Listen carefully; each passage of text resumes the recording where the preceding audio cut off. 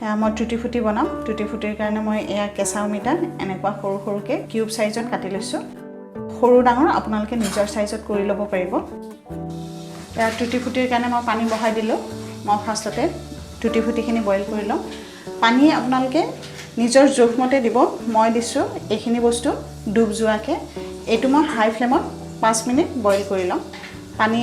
দেখিছে কুহুমীয়া গৰম হৈছে এইখিনি অমিতাখিনি দি দিম আৰু দেখিছে মই এখিনি লৰাই দিছো এখিনি মই 5 মিনিট হাই ফ্লেমত বইল হ'ব দিম এয়া মই 5 মিনিট বইল কৰি ললো বইল হৈ গ'ল এতিয়া মই পানীখিনিৰ পৰা আঁতৰাই দিম গেছটো অফ কৰি দিম এতিয়া গেছটো অফ কৰি দিলো আৰু পানীখিনি সেকি লম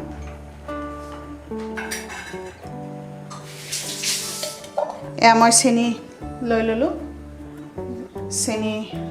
হাফ গিলাস লৈছো আৰু মই ইয়াতে 1 গিলাস পানী দিম ইয়াতে 1 গিলাস পানী দিলো এইটো গিলাসে মই হাফ গিলাস লৈছিলো আৰু 1 গিলাস মই পানী দিছো এতিয়া মই এখিনি মিলাই দিম পানী আৰু চেনি মিল খোৱালৈকে মই লৰাই থাকিম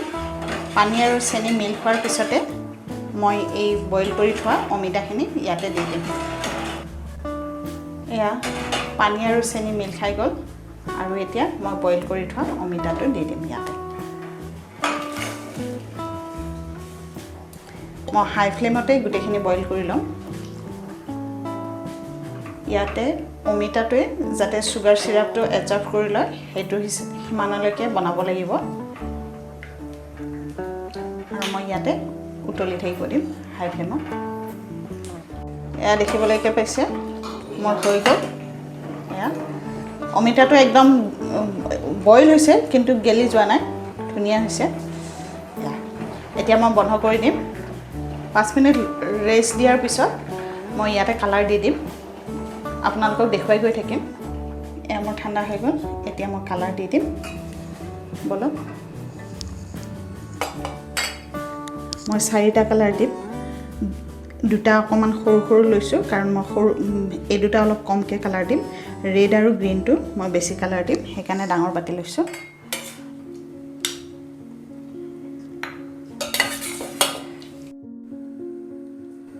তাতে মই গ্ৰীনটো দিম 2-3 ড্ৰপ দিলে হৈ যাব এই বাটিত মই গ্ৰীন কালাৰ মিলাওতে চামুচেৰে ভালকে মিলাই দিলো এইটো বাটিত মই ৰেড কালাৰ মিলালো সেম প্ৰসেস চামুচেৰে মই ভালকে লৰাই দিছো সৰু দুটাত মই লেমন ইয়েলো আৰু অৰেঞ্জ কালাৰ এয়া মিলালো অৰেঞ্জ কালাৰ আৰু তাৰ পিছত মিলালো লেমন ইয়েলো এতিয়া মই এই 4টা কালাৰ দি দিলো 4টা কালাৰ মই গুটেই ৰাতি এনেকুৱাকে ৰাখিম আৰু ৰাতিপুৱা মই আপোনালোকক দেখুৱাম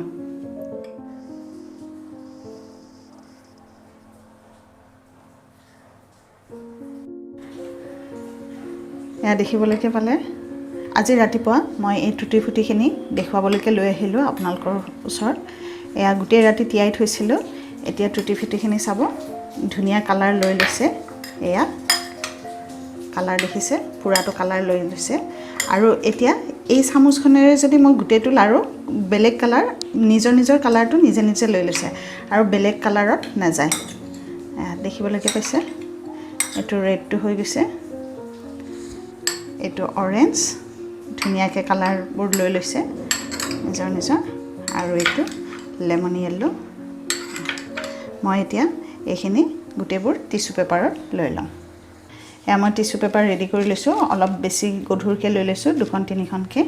মোৰ তাত হোৱাইট টিস্যু পেপাৰ নাছিল কাৰণে এইটোৱে লৈ ললো আপোনালোকৰ তাত যদি হোৱাইট থাকে হোৱাইট ল'ব নহলে এনেকুৱা ল'লেও কোনো কথা নাই আৰু এতিয়া মই এটা এটাকে কালাৰবোৰ দি দিম মই ইয়াতে গুটে কালাৰটো সেকি লম যাতে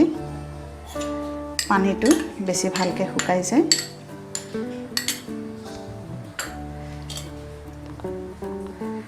আৰু এতিয়া কালাৰটো যেহেতু নালাগে মই গুটেখিনি এখন থালতে শুকাই লম ইচ্ছা কৰিলে আপোনালোকে বেলেগ বেলেগ থালত শুকাব পাৰিব মই এখন থালতে শুকাই লম এয়া মই দি দিলো পানীটো গুটি গুছি গ'ল সাইডত দি দিলোঁ নেক্সট মই ৰেডটো লৈ ল'লোঁ